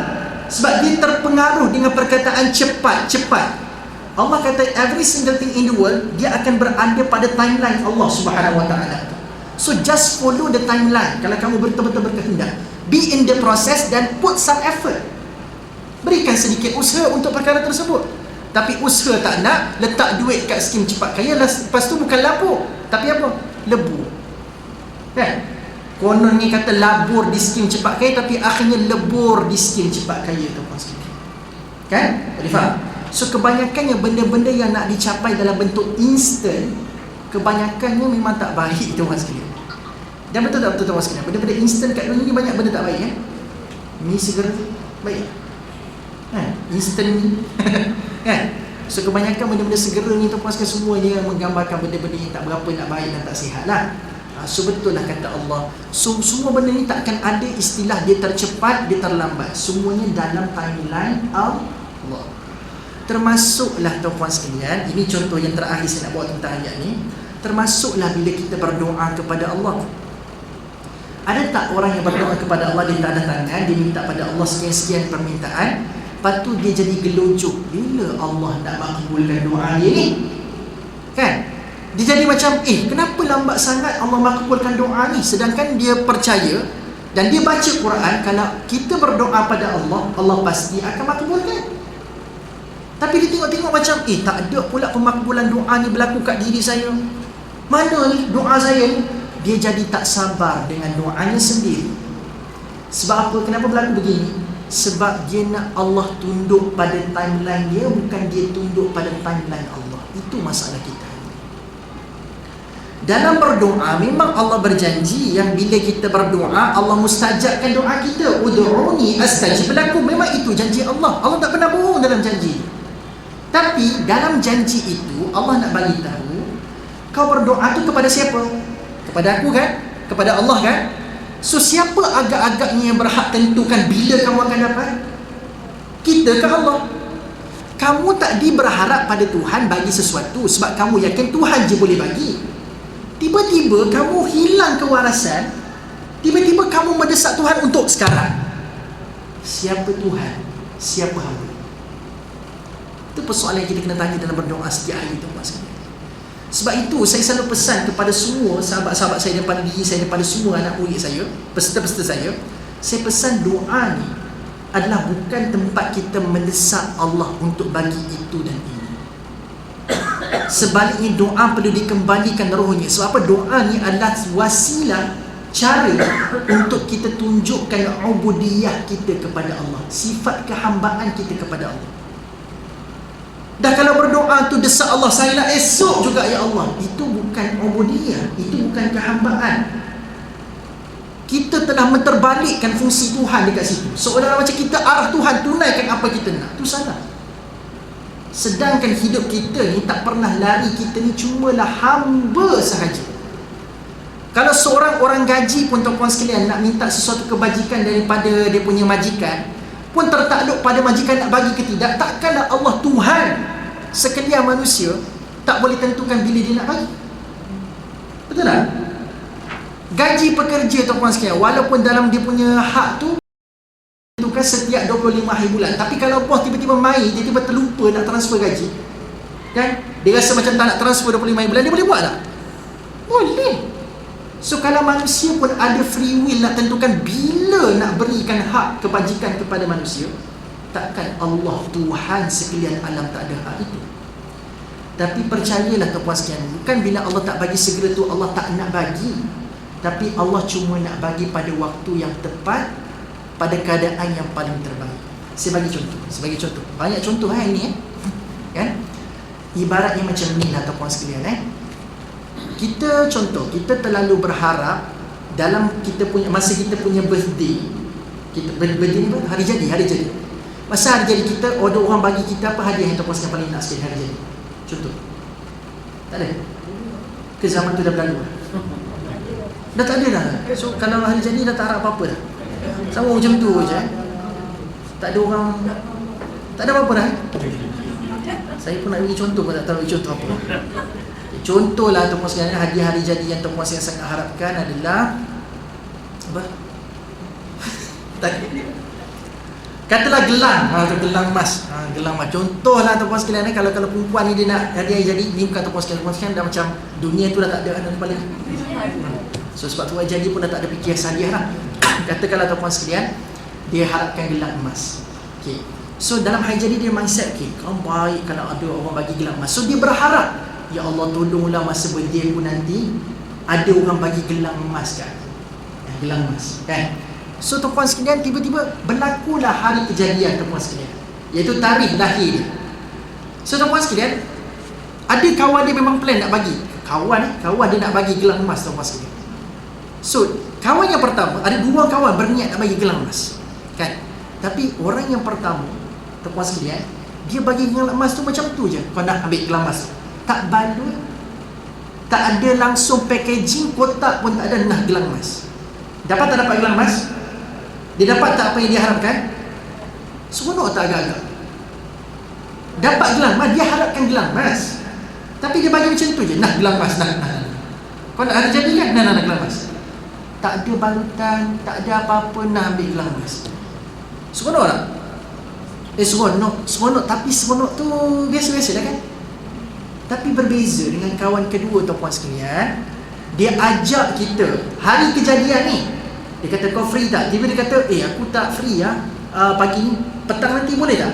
Jom aku nak ajak kau pergi somewhere. Dia tak bagi tahu somewhere tu ke mana lagi. Aku nak ajak kau pergi satu tempat. Okay, kau pastikan nanti ada orang pick up kau, tapi kau kena sabar sikit lah, tempat ni jauh sikit. Nampak tak? Tempat ni jauh sikit. Kau kena ikut je mana yang driver aku bawa ni. Adalah tempat aku nak bawa nanti, kau ikut je lah. Tapi bila sampai tuan-puan sekalian dekat tempat tersebut, kena tutup mata pula. Berjalan kena pimpin tangan tuan-puan sekalian, pergi satu tempat tuan-puan sekalian. Tiba-tiba tuan-puan sekalian bila sampai ke tempat, dia minta kita duduk. Tiba-tiba tuan-puan sekalian ni, ada kotak besar kat depan. Kotak besar. Lepas tu dibalut dengan ada ribbon tuan-puan sekalian lah. Dibalut dengan ribbon. So tuan-puan sekalian dah dapat gelang emas tu, ambil masa dah kena ikut perjalanan. Kena tutup mata pula. Lepas tu sampai pula tu ada pula balutan kat depan. Kena sabar buka satu persatu. Sebab dia orang sopan, dia bukan gerak macam tu kan. Dia buka satu persatu. Kena ambil masa lah. Ambil masa kan. Nak kena buka satu persatu ribbon, nak kena buka selotip satu persatu tuan-puan sekalian. Ambil masa lah. Tapi tuan-puan sekalian, the moment lepas kita buka semua balutan itu, dan ternyata dalam tu ada satu kotak berwarna biru, dan bila buka kotak tu ada gelang emas yang kita impikan, rasa macam tu macam mana? Pada waktu itu macam mana kita rasa? Apa kita rasa pada waktu itu? Nak compare dapat gelang dengan situasi pertama dengan dapat gelang situasi kedua, mana lagi lazat perasaan? Yang pertama ke yang kedua? Walaupun yang kedua ambil masa panjang sikit, Tapi the moment kita dapat tu, kita rasa satisfy yang teramat luar biasa, kepuasan yang sangat tak terhingga. Betul tak betul? Dapat pula pada hari tu, tapi lambat sikit, mungkin malam baru dapat. Tapi dia dapat pada waktu yang paling terbaik, dan dia dapat dalam keadaan yang lebih baik daripada apa yang disangkakan. Dalam harapan dia cuma nak gelang emas saja. Tapi bila Allah lengahkan sikit masa, sebenarnya Allah nak bagi dia dapat benda tu dalam waktu dan keadaan yang lebih baik daripada apa yang diharapkan. So dalam keadaan kita berdoa kepada Allah, bila Allah tak bagi segera, letakkan kepercayaan dalam kepala Allah sedang susun untuk beri benda tu pada kita pada waktu dan keadaan yang lebih baik daripada apa yang kita cakap. Just believe that. Kan? Ada tak tuan-puan sekalian doa yang tuan-puan sekalian doa lama-lama 20 tahun, 30 tahun lepas yang Allah makbulkan pada hari ini? Dan saya nak tanya tuan-puan sekalian, the moment doa tu dimakbulkan pada hari ini, ada tak tuan-puan sekalian rasa macam ni? Rasa macam semalam baru aku minta doa tu. Ada tak rasa macam tu? Ada tak? Sedangkan doa tu dipanjatkan kepada Allah 20-30 tahun lepas, tapi the moment kita dapat tu, semua penantian tu kita rasa macam baru semalam aku doa benda ni. Pernah rasa tak? Dengan saya kan, tapi Allah makbulkan tak doa kita? Allah makbulkan tuan-puan sekalian, insya-Allah. So the truth is tuan-puan sekalian, kita just percaya semua itu atas sistem Allah. Dia takkan tercepat, takkan lambat. Itu ayat 40. Tidak akan berlaku sabiq, tidak akan berlaku perkataan sabiq. Tidak didahulukan, tidak dicepatkan dan tidak dilambatkan. Semua atas plan dan timeline Allah Subhanahu wa taala. So don't ever skip the timeline.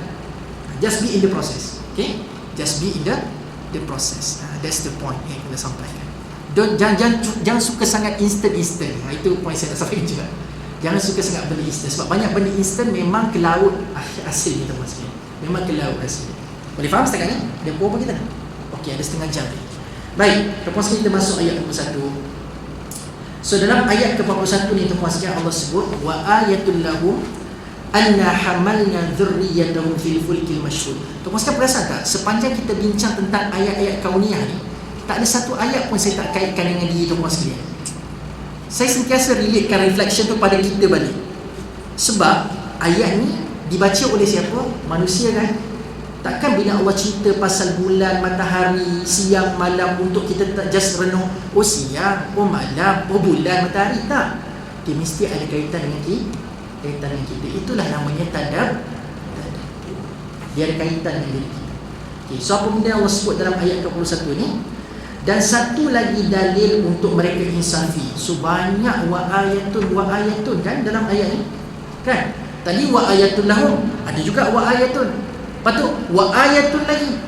Dan kali ketiga kita jumpa wa ayatul lahum anna hamalna dzurriyyatahum fil fulkil mashhud. Dan satu lagi dalil untuk mereka insaf ialah kami membawa belayar jenis keluarga mereka dalam bahtera yang penuh syarat. Sebab tu ada pendapat mufassir mengatakan dalam surah Yasin ada dua kisah. Kisah pertama yang kita baca adalah daripada kisah lelaki hujung kota sebelum ni. Kan? Yang 3 orang rasul dengan lelaki hujung kota tu pada fasa kedua. Tapi ada para mufassir mengatakan dalam surah Yasin sebenarnya ada dua kisah. Satu kisah lagi kat mana? Ayat 41. Tapi disebut dalam keadaan mustatir, dalam keadaan yang sangat-sangat tersembunyi dan kinayah sahaja. Dia bagi macam sedikit imbasan sahaja.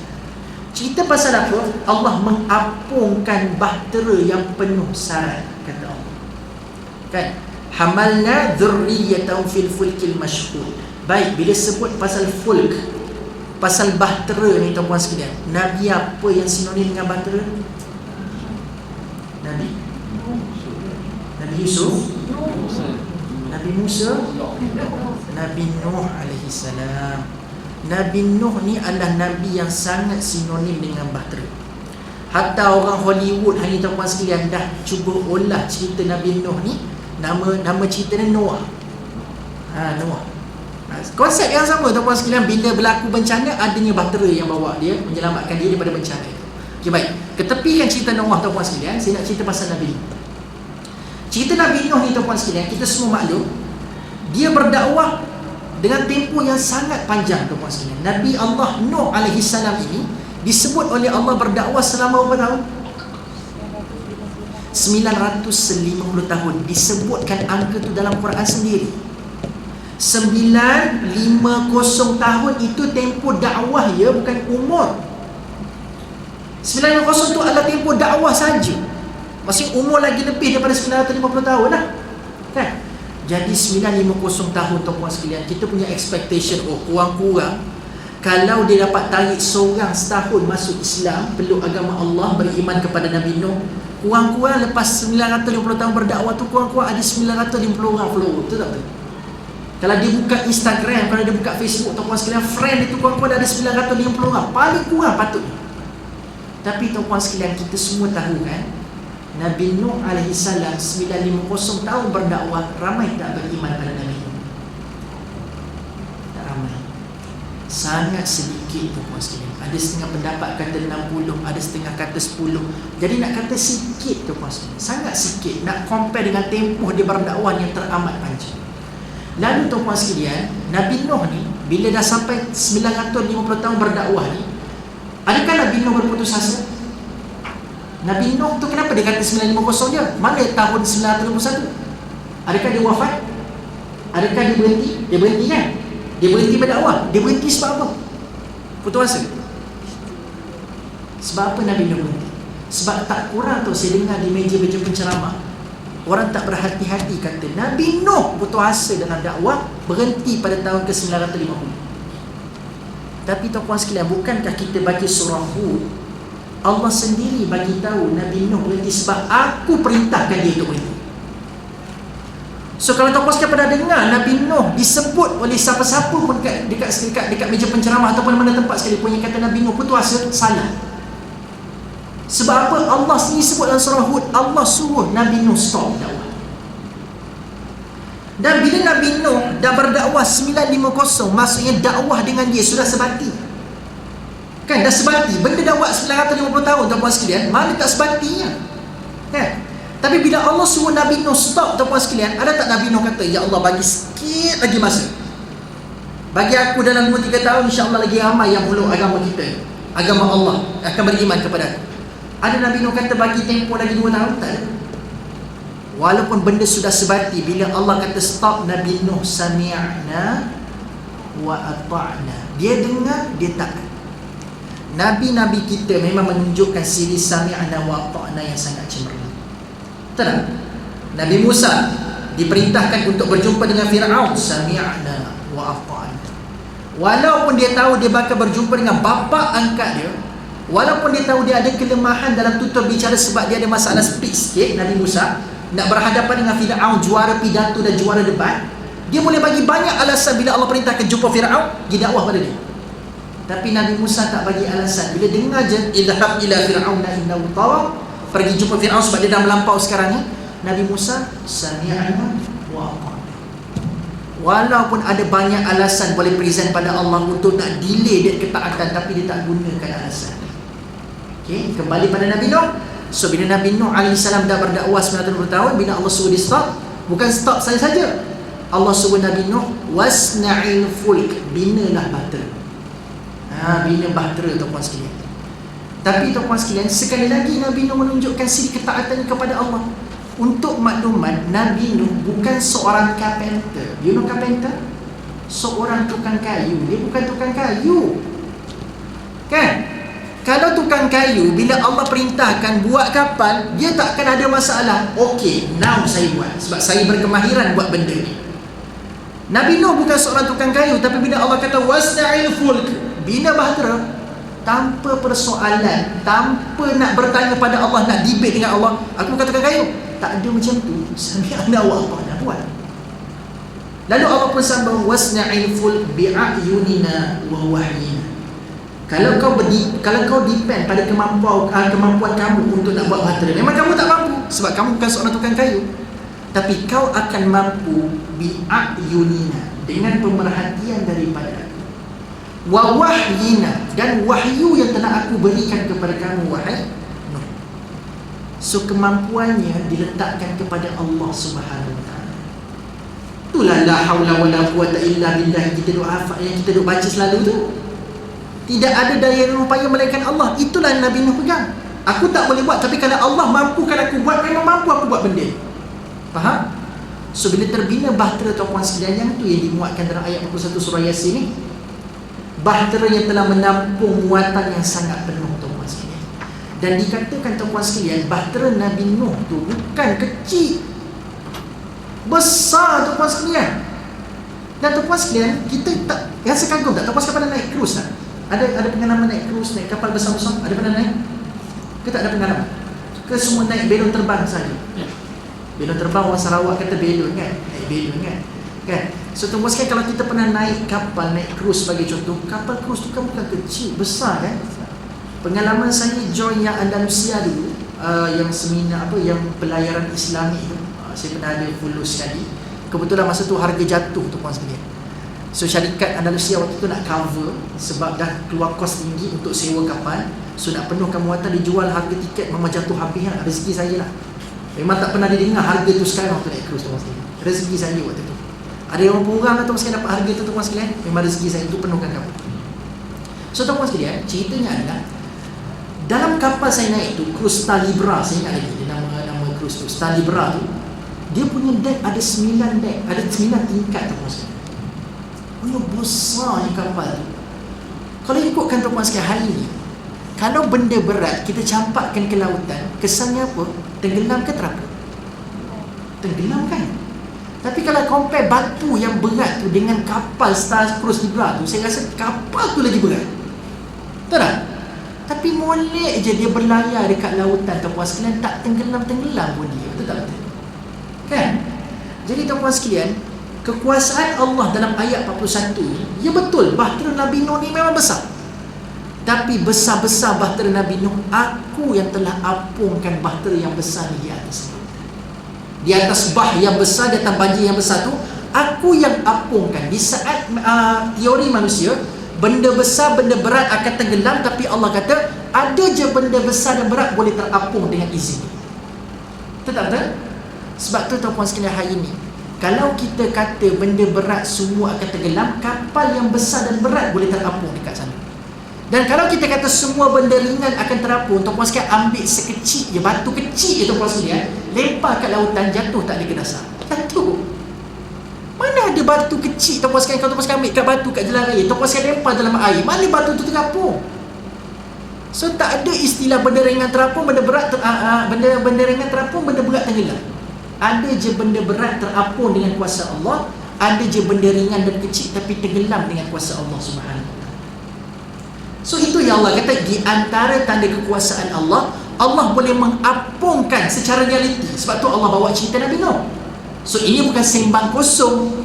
Cerita Nabi Nuh, bahtera dia besar gedabak boleh terapung di atas air, maka itu tanda keesaan dan tanda kekuasaan aku dalam mentakdirkan sesuatu. So tuan-puan sekalian, so sebab itulah tuan-puan sekalian, kita tak boleh nak tentukan based on sekadar teori yang kita belajar. Contoh tuan-puan sekalian, teori kita, api ni panas ke sejuk? Kalau kita pergi petik api kat dapur tu, kita hulu jari, rasa panas ke rasa sejuk? Panas kan? So basically teori dalam kepala kita adalah api ni membakar dan panas. Tapi ada tak dalam Quran, ada tak dalam sejarah yang realiti api tu jadi sejuk? Ada tak? Cerita Nabi apa? Nabi Ibrahim AS. Ya naru kuni bardan wa salaman ala Ibrahim. So maksudnya semua benda tu atas penilaian Allah, tu tak betul. So basically our theory, api panas memang membakar, tapi api dengan perintah Allah boleh jadi sejuk. Hari ni tuan-puan sekalian, tuan-puan sekalian ambil tongkat. Tuan-puan ada pakai tongkat tak? Tak ada. Kalau tongkat dekat rumah, apa-apa batang kayu tuan-puan sekalian, ambil batang kayu yang macam tongkat tu, pergi dekat laut PD. Dekat sini, dekat tu mana? Kalau kita orang Bali, PD dekat ke Morik lagi dekat. Katakanlah PD, kita ambil PD lah tuan-puan sekalian. Tuan-puan sekalian pergi kat PD, ambil tongkat, pergi pukul laut tu, terbelah tak laut? Tuan-puan sekalian panggil orang paling sadar kat dunia ni tuan-puan sekalian, orang paling kuat kat dunia ni, pegang tongkat tu, pukul lautan, terbelah tak lautan? Tuan-puan sekalian, lautan ni kalau teori sainsnya sifatnya adalah memenuhi ruang. Tuan-puan sekalian ambil air tu letak dalam bekas yang bentuk star, jadi star lah bentuk dia. Kalau tuan-puan sekalian letak kat dalam bekas yang berbentuk square lah jadi dia akan memenuhi ruang. Tapi ada tak air yang tiba-tiba dengan satu pukulan tongkat dia tak jadi seperti teori tadi, tak memenuhi ruang, terbelah dua tu maksudnya, ada tak? So secara asasnya dia akan memenuhi ruang, tapi tiba-tiba ada berlaku dengan satu pukulan tongkat daripada Nabi apa ni? Nabi Musa terbelah lautan kosong tengah-tengah tu, boleh buat satu jalan. So nampak tak, setiap perkara Allah boleh datangkan sesuatu tu without our logic pun. Walaupun teori tu kita simpan kemas, kita pegang kemas, api panas, lautan apa, air akan memenuhi ruang, tapi kalau Allah perintahkan sejuk, sejuklah api. Kalau Allah kata air terpecah, terbelahlah air itu terpuas. See? So Allah bagi tahu tak semua teori kita pegang tu kita boleh percaya 100%, tapi sunnatullahnya begitulah. Sunnatullahnya begitu, tapi adanya syariatullah yang menentukan macam mana dia akan berlaku. Itu yang kita telan dia selalu tu. Kita hanya duk punyalah berusaha duk kawal sunnatullah, tapi terlupa adanya elemen syariatullah yang menentukan segala-galanya. So betul lah, setiap perkara itu kena ada satu konsep yang tak boleh kita lupakan. Namanya adalah konsep tawakal. Kita duk berusaha menjaga sunnatullah ni, tetapi lupa nak tawakal kepada Allah. So bila kita terlupa tawakal, seolah-olah kita lupa yang ada elemen syariatullah tu tadi. Pernah tak berlaku tuan-puan sekalian, oh saya ni nak buat 2-3 kerja. Saya pernah bersembang dengan ada orang yang memang struggling masalah ekonomi sekarang tuan-puan sekalian. Dia terpaksa buat 2-3 kerja tuan-puan sekalian dalam satu hari. Saya dah jumpa dah ada orang yang buat macam tu tuan-puan sekalian. Memang terpaksa buat sebab tak ada orang yang boleh bekerja dalam family. Dia je kena bekerja. Nak sara mak ayah dia yang masih hidup, lepas tu ada isteri dengan anak-anak tuan-puan sekalian. Dia seorang je kena bekerja. Bayangkan tuan-puan sekalian, saya kena, kenapa isteri tak kerja? Mana boleh ustaz? Dia kata sebab apa? Kalau isteri kerja, anak-anak mesti nak kena hantar pengasuh. Pengasuh bukan percuma pada hari ni. Nampak tak? Pengasuh mahal tuan-puan sekalian. Kan?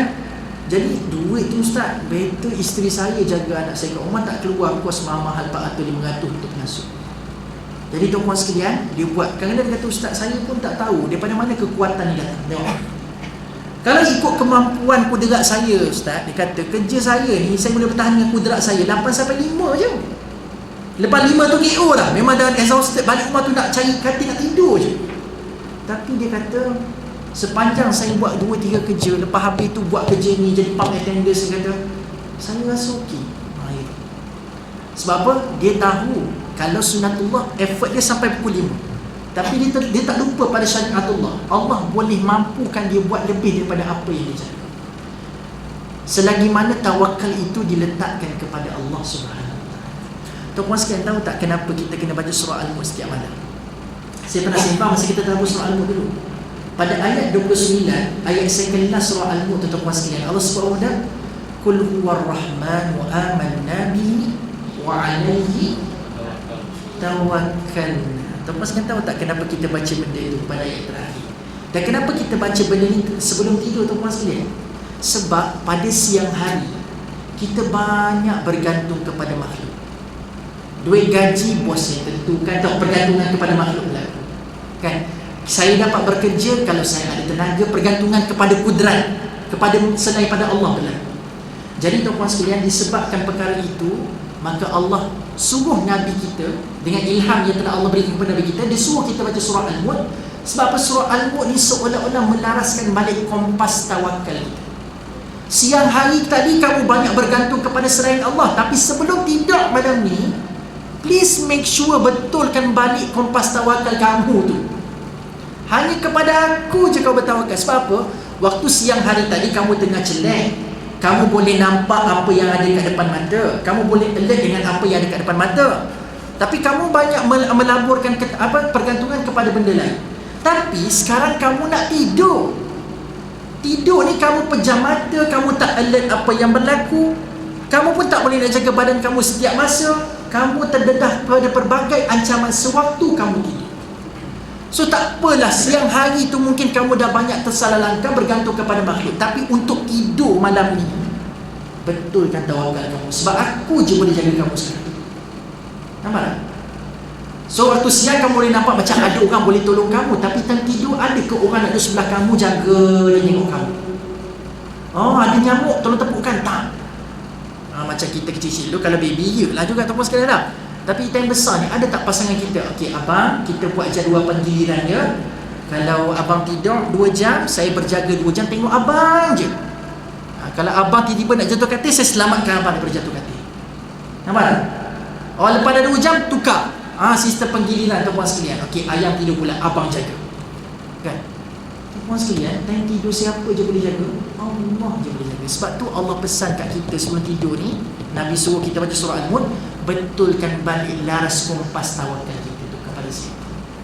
Sebab time tidur ni Allah je boleh jaga. Tapi bukanlah time tidur je nak kena tawakal pada Allah. Sebenarnya seruan kepada setiap masa. Setiap masa. Cuma Allah kata, kalau kamu dah banyak terbabas bergantung pada makhluk dalam siang hari tu, sekurang-kurangnya malam tu betulkan balik lah. Itu yang poin yang Allah nak sampaikan. Sekurang-kurangnya. Tetapi seruan tu setiap masa tawakal tu. Okey, benar? Okey, tinggal 2 minit lagi.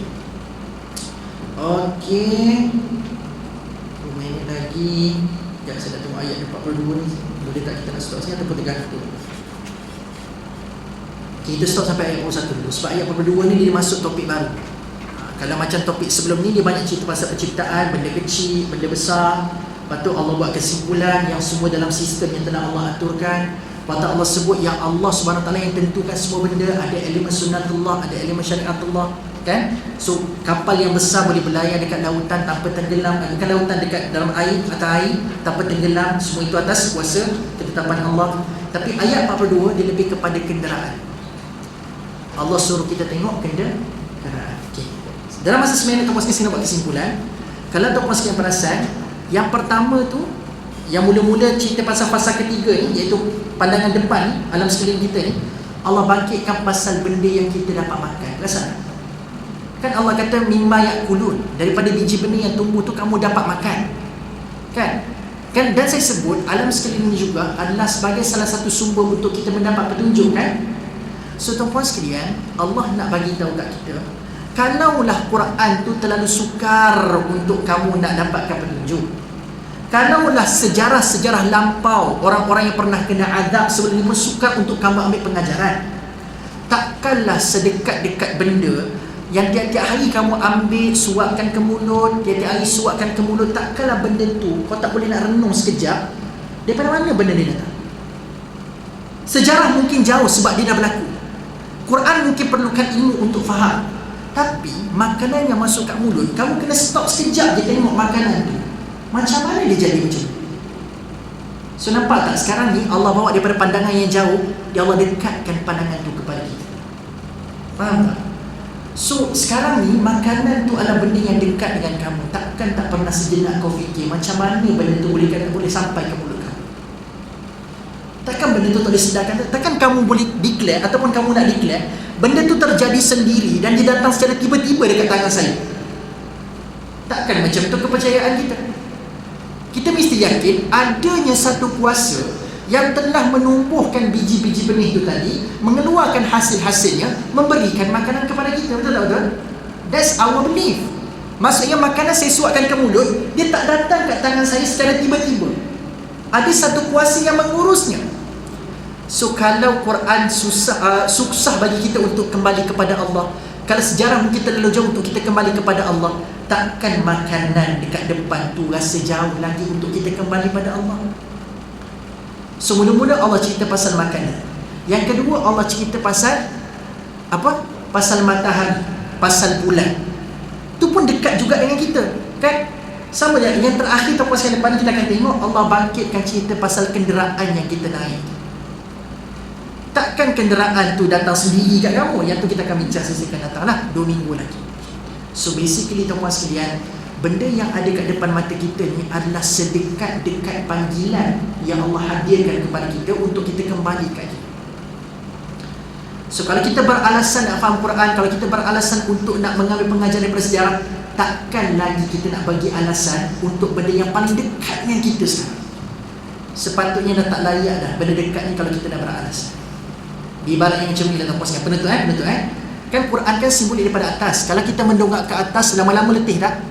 Letih kan? Dongak je ke atas macam ni, letih tak? Tapi kalau kita, patut yang kedua, kalau kita toleh ke belakang lama-lama tuan-puan sekalian, sakit tak tengkuk? Toleh je ke belakang, sakit tak? Sebab sejarah belakang. Toleh ke belakang kan lenguh lama-lama.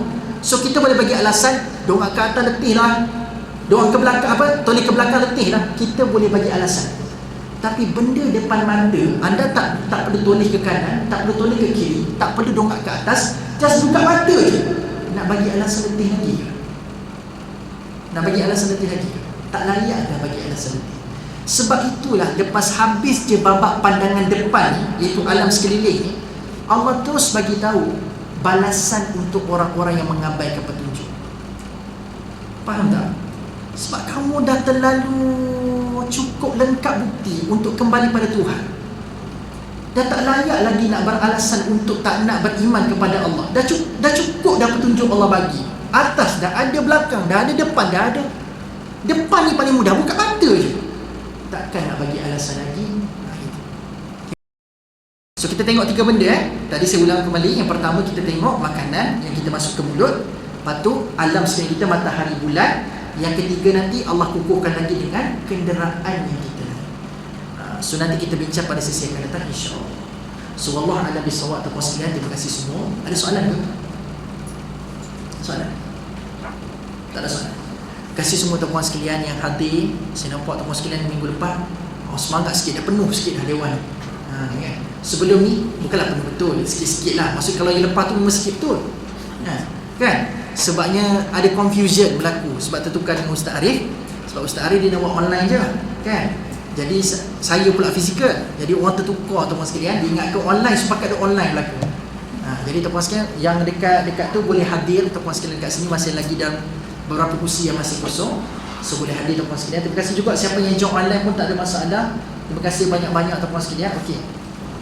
Mohon Ustaz spare few minutes terakhir untuk respons soalan dalam Zoom untuk setiap kelas ni. Allahu Akbar. Itulah kita tengah duduk syok dekat sini.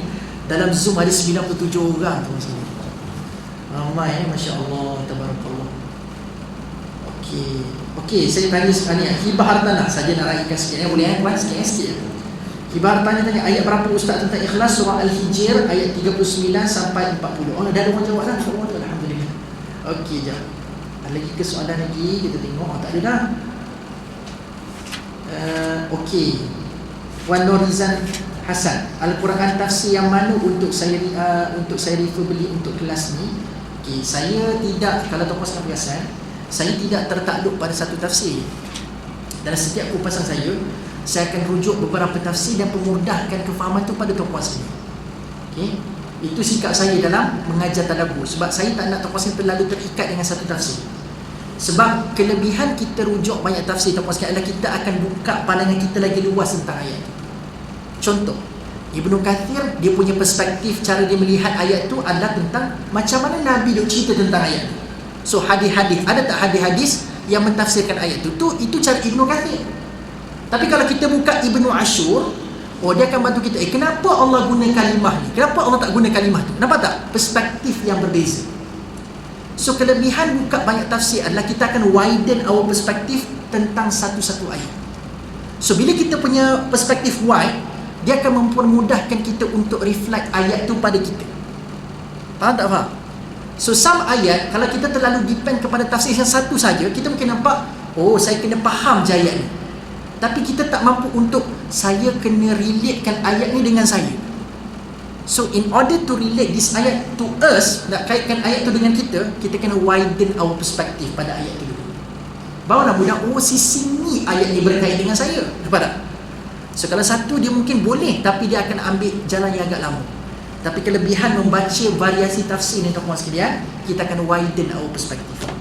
So kalau dalam bahasa Melayu banyaklah terjemahan ada hari ni tuan-tuan sekalian. Ibnu Kathir pun ada, Al-Azhar pun ada, Said Qutb Fizil Al-Quran pun ada, Al-Munir pun ada. Banyak sebenarnya. Okay? So Allah Alam. So saya punya fokus, nama pun kelas tadabbur. Tadabbur mesti berbincang tentang macam mana ayat tu berkait rapat dengan diri saya. Saya bukan sekadar nak bagi tuan-tuan sekalian dengan semacam, saya faham ayat ni. Faham je belum tentu tadabbur. Tadabbur saya kena tahu, ayat ni sedang berbicara tentang saya rupanya. Walaupun pasal matahari, walaupun pasal bulan, tentang saya rupanya Allah nak bagi tahu pasal ayat ni. Begitu. Sebab kalau macam tu Nabi Muhammad dia boleh kata pasal cerita pasal matahari je. Okey, pass by ayat seterusnya. Tak. So Nabi sendiri adalah pentadabbur terbaik tu maksud. So kita kena relatekan every single ayat tu dengan kita semua, insya-Allah. Walaupun cerita pasal orang-orang yang dimurkai oleh Allah, masih ada kaitan dengan diri kita. So wallahu a'lam bissawab. Tuan sekalian, saya nampak tak ada soalan ada dekat online ni. Yang terakhir pun Al-Quran tafsir mana yang baik. So banyak saya dah sebutkan satu-satu tadi. Tak tahulah tuan sekalian sempat tangkap ke tidak. Banyak tu saya sebut tadi tu, kan? So mudah-mudahan ada kebaikan, insya-Allah. Okey. Al-haqqu bila nizam. Terakhir, Tuan Masri Wahid, macam mana bunyi pepatah Arab, kebenaran mudah dikalahkan dengan kebatilan. Al-haqqu bila nizam sayughlibul batilu bin nizam. Al-haqqu bila nizam sayughlibul batilu bin nizam. Kebenaran yang tidak terancang akan mudah dikalahkan dengan kebatilan yang terancang. Okey.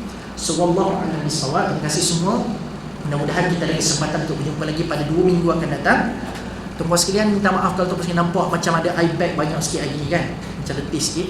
Pagi tadi tuan-tuan sekalian tengok tak TV hijrah.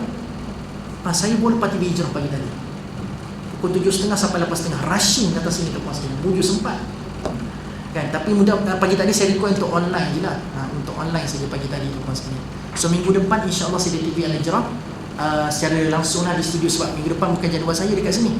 Pada TV hijrah atas sini tuan-tuan sekalian tak sempat pukul 9 pagi kan. Kan, tengah-tengah bandar pula tu TV hijrah dekat Masjid Negara tu dia punya studio.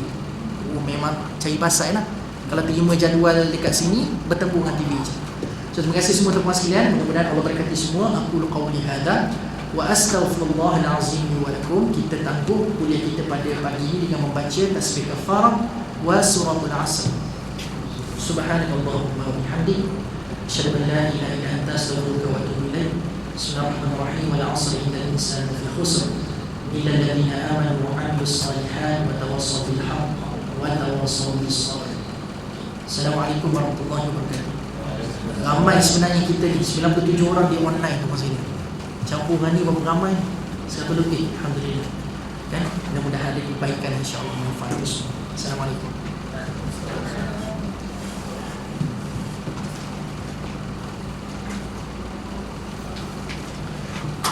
Tuan sekalian, saya nak ikhlas sikit. Kalau ada yang berminat nak tengok buku yang saya ada jual, tuan sekalian boleh tengoklah buku Tadabbur Juzuk Amma.